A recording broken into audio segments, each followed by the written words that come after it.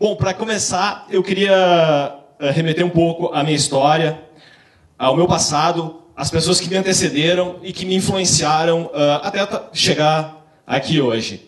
Na verdade, a minha família veio de imigrantes, eles são imigrantes alemães, então eles vieram para o Uruguai, primeiramente, e depois vieram se estabelecer numa região aqui conhecida como a Quarta Colônia, num vilarejo, numa localidade chamada Caixa d'Água. Essa localidade trazia muitos viajantes, as pessoas começaram a se instalar lá pelo fato de estar crescendo, e ali havia uma caixa d'água, e os trens que vinham de Porto Alegre a Uruguaiana paravam ali para abastecer e tal. E a minha família, os meus bisavós e meus avós foram para essa localidade lá. O meu pai tinha um laboratório, ele revelava fotos lá, e eu lembro, sinto o cheiro até hoje, o cheiro da química, onde ele revelava as fotos preto e branco. Tinha um laboratório, tinha um quarto escuro onde ele revelava as fotos, e eu ia lá, molequinho, ficava lá vendo a foto nascer, o ampliador, toda aquela química, quando via a foto surgia naquele papel branco, nossa, incrível aquilo. Isso foi me motivando. E eu acabei trabalhando com meu pai muito, assim, muito pequeno, eu ia nos casamentos, eu segurava lá a fotocélula com ele, ia lá. Tem até um problema com sapatos, porque eu era obrigado a usar sapato quando eu era criança, e eu odiava sapato, porque uma vez eu subi, meu pai estava tendo foto, eu era muito pequeno, eu subi num banco para segurar a fotocélula, e na hora de descer, o calço do meu sapato trancou ali na cadeira, e eu caí com tudo no casamento, e eu fui entrar, eu disse, nunca mais eu vou usar sapato na minha vida. E desde então, nunca mais usei sapato. Exceto na formatura da Fernanda, claro, minha namorada. Lógico que usei sapato. E aí sou eu, com a minha mãe, lá no estúdio fotográfico do meu pai. Aquela foto anterior é muito interessante. Meu pai trabalhando no Photoshop da época, retocando as fotos. Ali era um trabalho artesanal herdado do meu avô, que retocavam, faziam uns acertos nas fotografias. E sou eu com a minha mãe.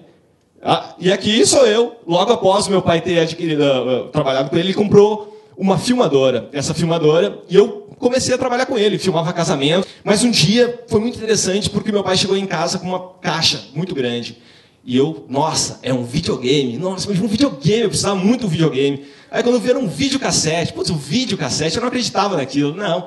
Mas aí, o meu pai, junto com o videocassete, começou a montar uma locadora em Restinga. Ele fazia as suas fitas lá, suas piratarias, e tinha um acervo de filmes incríveis, que eu comecei a assistir, comecei a me influenciar. Eu vi De Volta para o Futuro, Guerra nas Estrelas, tudo isso. Também tinha a Sessão da Tarde, a clássica Sessão da Tarde dos anos 80, era maravilhosa. Tinha Te Pego Lá Fora, Conhecido da Vida Doidado. Essas foram as minhas grandes influências, minhas primeiras influências do cinema. Mas, claro, com o tempo depois eu cresci, e acabei gostando muito, e gosto até hoje, de música. Gosto muito de música. Eu lembro que eu era um molequinho lá, e me falaram no colégio, olha só, tem um primo teu mais velho, o Jairinho, ele tem muito disco. Vai lá na casa dele, ele não empresta pra ninguém aqueles vinil, estão tudo guardado lá. Mas pra ti que é primo, ele vai te emprestar, lógico. E eu fui até lá. Ele não estava em casa, estava minha tia Marta. Cheguei, tia, posso pegar uns vinis emprestados aí do Jairinho? Não, pode, fica à vontade. Eu entrei no quarto dele. Nossa, eram pilhas de vinis incríveis, todos lacrados, lindos. Eu vi ali maravilhas.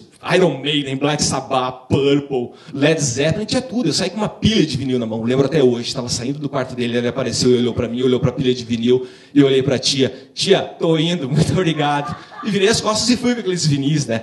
Mas teve dois discos que me influenciaram muito, que foram importantíssimos para a minha vida, que através deles eu comecei a conhecer outras coisas, que foi o Cabeça de Dinossauro dos Titãs e o Batalhões de Estranhos do Camisa de Vênus. E através dos Titãs eu descobri pelo letrista, tinha o Arnaldo Antunes, que eles gostavam muito da poesia concreta e usavam a poesia concreta dentro das músicas. E através deles eu conheci a poesia concreta, conheci a poesia de Mayakovsky, e através do Camisa de Vênus e do seu vocalista Marcelo Nova, eu comecei a descobrir outras coisas. Eu vi as entrevistas do Marcelo Nova, ele falava sobre Buñuel, falava sobre Plínio Marcos, Brecht, eu não sabia quem eram essas pessoas. E acabei pesquisando, tentando descobrir quem eram eles. E isso começou a me influenciar muito, começou a mexer muito com a minha cabeça. E eu acabei, então, indo embora. Precisava ir embora de Restinga, eu precisava ver o mundo, precisava sair de casa. E a minha mãe falou, tu só sai de casa depois que tu terminar o 2º grau. E meu pai falou, tu só sai de casa depois que tu completa 18 anos. Então, justamente, terminei meu 2º grau e completei 18 anos e fui embora. Meu pai olhou para mim e disse assim, é por tua conta e risco. Eu digo, eles queriam que eu estudasse, e eu, como um aluno não muito aplicado, acabei indo embora. E fui, trabalhei de várias coisas, trabalhei de garçom, trabalhei de balconista, entreguei papelzinho na rua. E até que um dia eu cansei daquilo e resolvi voltar a estudar. E peguei um dinheiro que eu tinha guardado e paguei um curso para mim, que foi o curso de rádio do Senac em Porto Alegre. Aí fiz o curso, estava trabalhando em Porto Alegre, já me estabelecendo ali, ganhando meu troquinho, e eu recebo uma triste notícia que meu pai estava doente. E que eu precisava voltar para Restinga para administrar a locadora. Minha mãe, na época, era professora, estava dando aula, minha irmã estava fazendo faculdade, não morava lá. E eu, como era ovelha desgarrada, acabei voltando e assumi a locadora por um bom tempo, na verdade. Nessa mesma época, houve uma rádio em Restinga. Abri uma rádio comunitária em Restinga Seca. Que maravilha, é só uma rádio aqui. Então, eu acabei pedindo um programa lá. E eles me deram um programa de rádio lá, que eu fiz por um bom tempo.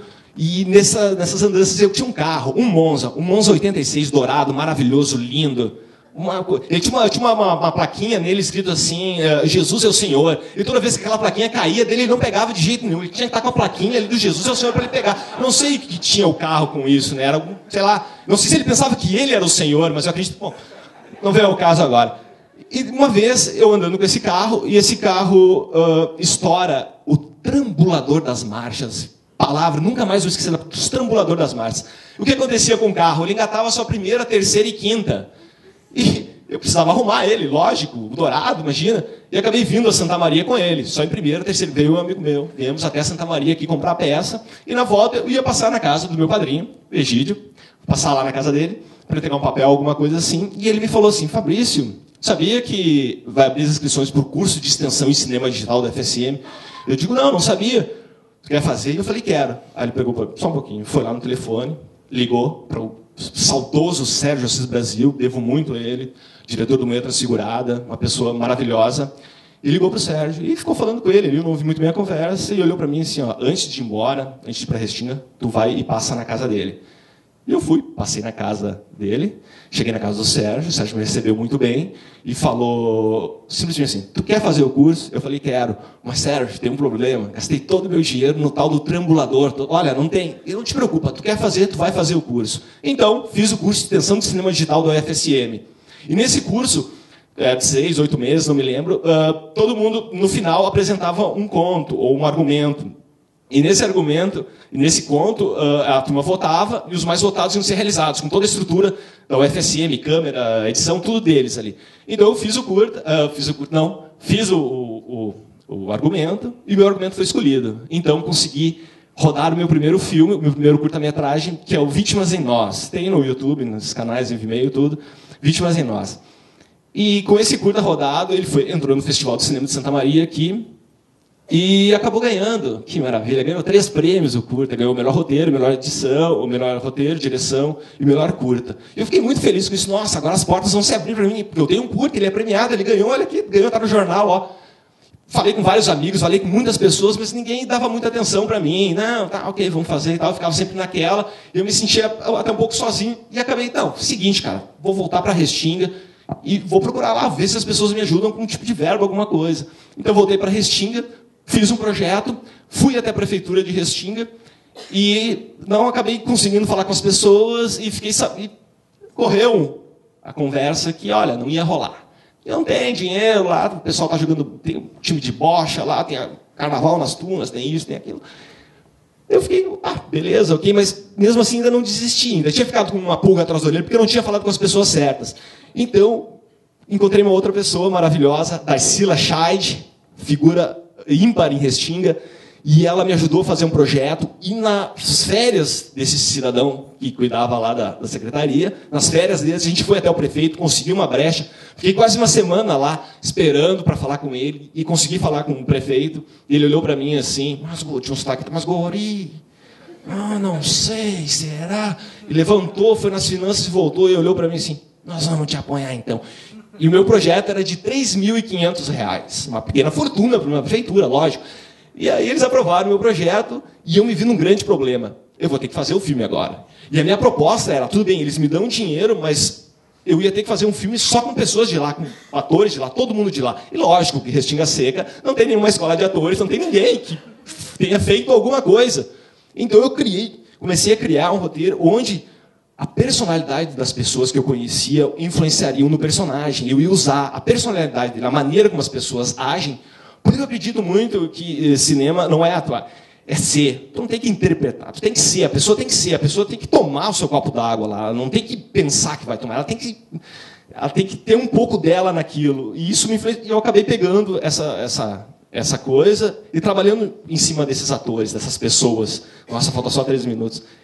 E aí, trabalhei com eles e rodamos um curta-metragem chamado A Farsa Seca, que trata de um roubo de uma obra de Iberê Camargo. Todos sabem, Iberê Camargo nasceu em Restinga Seca. Então, usei alguns artifícios que eu tinha para poder mostrar para eles que eu queria realmente divulgar a cidade. Então, eu gravei o filme. Claro que foi um problema. Claro que quando tu ensaia com uma pessoa que nunca trabalhou com ele, eles não sabem o que é um set, quando as luzes estão acesas, quando está valendo, aí agora, vai. As pessoas travam, muitas travaram. Mas eu tinha o meu ator principal, grande Getúlio Paim, uma figura lendária em Restinga, fotógrafo, aprendeu a ter foto com o meu avô. Ele não tinha texto nenhum. Ele só falava no final do curto. Só tinha uma pequena frase no final. Nós gravamos todas as cenas com ele, e quem não falava nada.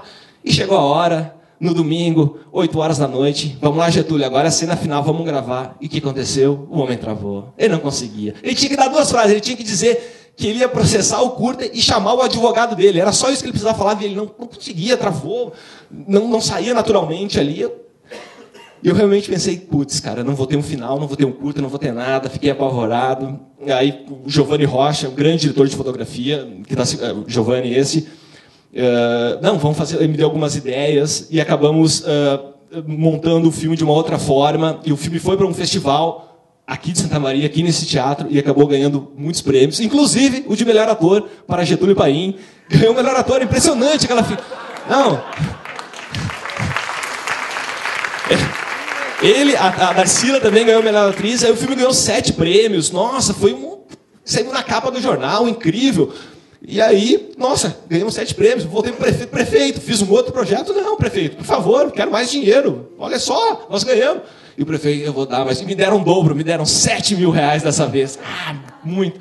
E aí, com a nossa fama restinguense, a gente foi nas lojas pedindo apoio, dinheiro, um aqui, outro ali, e conseguimos juntar mais 3 mil reais. A gente tinha um orçamento de 10 mil reais. Nossa, eu compro um carro com 10 mil reais. E foi incrível. Aí sim, aí a coisa foi valendo. Aí foi esse curta aqui que vocês estão vendo, a história de Antemar Manuso, que rodamos lá na praia, trouxemos equipamento, trouxemos grua, aí a gente tinha dinheiro para fazer uma... Mas só que aconteceu um problema. Nós estávamos gravando exatamente essa cena no filme, não existe, porque deu problema. Perdemos toda essa manhã, deu um problema no HD, não sei o que aconteceu, e perdemos. E aí começou a embolar muito, e viramos as noites. E nós gravamos dentro da prefeitura de Restinga Seca. E gravamos a história de Antemar Manuso. E ele veio, classificou de novo para o festival aqui de Santa Maria. E aí nós recebeu alguns prêmios, 8 prêmios recebeu. Roteiro, direção, o ator também acho que ganhou. E aí, nossa, mais prêmios, mais dinheiro. Olha, meu tempo está acabando. Mais prêmios, mais dinheiro. E só que no outro trabalho que eu fiz, acabou não rolando tanto dinheiro. A ponte aqui de Agudo, ela caiu, aí foi todo um caos. E aí eu não tinha muito dinheiro, e acabei tendo que improvisar. E aí rodei um outro curta, que é No Fundo do Buraco, o nome do curta. O Fundo do Buraco é um falso documentário, porque na verdade em Restinga existe o buraco fundo. Eu posso passar um pouco do tempo, não? Já acabou meu tempo? Posso? Aí, valeu, obrigado, estão dizendo que eu posso. Pois então, aí eu acabei rodando esse... E, na verdade, o buraco existe lá em Restinga Seca, um lugar histórico, o buraco fundo. Quem for para lá deve visitar o buraco fundo, uma grande erosão lá. Só que é só um buraco, não tem mais nada além de um buraco. E precisava fazer uma coisa massa. Influenciado por Woody Allen, que gravou um filme sensacional chamado Zelig, que é a história de Leonard Zelig, que é uma pessoa que tem problemas. E... tem mais 3 minutos? Legal. Sabia que tinha isso. Ninguém me falou nada, o Andrés não me fala as coisas, malandro. Tá, pois então. O Woody Allen fez um filme chamado Zelig, que é sensacional, e conta a história de Leonard Zelig. Leonard Zelig é uma pessoa que era muito tímida quando criança, ele não conseguia se socializar, então ele desenvolveu uma doença. Que ele chegava no meio de pessoas gordas, ele começava a se tornar gordo. Ele se tornava pessoas japonesas, ele ficava japonês. Índio, ele se tornava um índio, porque ele não tinha uma personalidade formada. E o filme todo trata de uma maneira muito séria isso. Não, existem psicólogos falando não, do problema dele, e eu achei aquilo sensacional. Então eu rodei um curta chamado No Fundo do Buraco, que era um falso documentário contando que no buraco fundo, sim, existem coisas extraordinárias, existem raios, sai uma bola de fogo de dentro, e tem coisas fenomenais acontecendo lá. E peguei pessoas da cidade, o doutor, o médico, uma historiadora, um geólogo contando realmente que o buraco fundo não tinha uma explicação lógica por ter surgido ali. Foi muito interessante, o filme acabou entrando no festival, acabou ganhando os prêmios, e foi muito interessante que um ex-professor meu, que é montador da Casa de Cinema, esse filme entrou na curadoria, ele foi da curadoria para o festival e assistiu o curto e ficou, olha só, mas não sabia que isso acontecia lá. Eu não acredito que ele acabou acreditando naquela bobagem que eu tinha feito. Sabe? Ele acreditou naquilo. Não. Aí tiveram que dizer para ele, não, isso aí não existe. Aí tem uns filmes meus que acabaram rodando dentro dos cineclubes e foram parar em outras cidades, outros estados, até lá para cima. Aí uma vez um cara me contou que assistiu os curtas e o pessoal da plateia perguntou, mas que interessante, eu não conhecia uma cidade. Levaram a Restinga Seca como se fosse uma cidade fictícia. Olha que maravilha, né, cara? Eu criei uma cidade fictícia. Pois então. E aí acabei voltei para a faculdade de cinema em Florianópolis e tal. E aí acabei voltando para cá e vou rodar mais um filme, né, cara? Temos aí uma série de prêmios e tal. E a prefeitura me ajudou mais uma vez e eu acabei rodando o meu último curta agora que eu fiz, que é O Homem Arroz. Que foi um curta que participou de vários festivais, aqui em Santa Maria também participou, ganhou também alguns prêmios. E aí aqui, que saímos na capa do Tribuna de Restinga Seca. Eu tenho um amigo aqui que saiu no New York Times, eu saí na capa do Tribuna de Restinga. Olha aí, ó. Que maravilha. Mas... Bom, eu vou me encerrando por aqui, para não me estender muito. Queria muito, muito agradecer aqui. E, na verdade, a minha brincadeira recém está começando. Eu sou um guri novo, tem muita coisa para fazer ainda, tem muito trabalho para fazer. Tem uns projetos aí que quero fazer, quero rodar. Não rodei nem meu longa ainda, então... nem sei por que eu estou aqui. Só estou aqui porque eu sou primo do Andrés, lógico, né? Não tinha outra explicação mais sensata para isso. Eu queria... Mas eu acho também... Que a luta tem que ser incessante. Ainda mais na minha área, que é muito difícil tu produzir cinema no Brasil. Produzir cinema no estado do Rio Grande do Sul é muito difícil. Em Restinga Seca, então, é quase impossível. Mas estou aqui na luta e não vou continuar. E tem frase... E eu queria terminar com uma frase do grande Milor Fernandes, que diz assim, ó, quem se curva aos opressores, mostra a bunda aos oprimidos. Muito obrigado.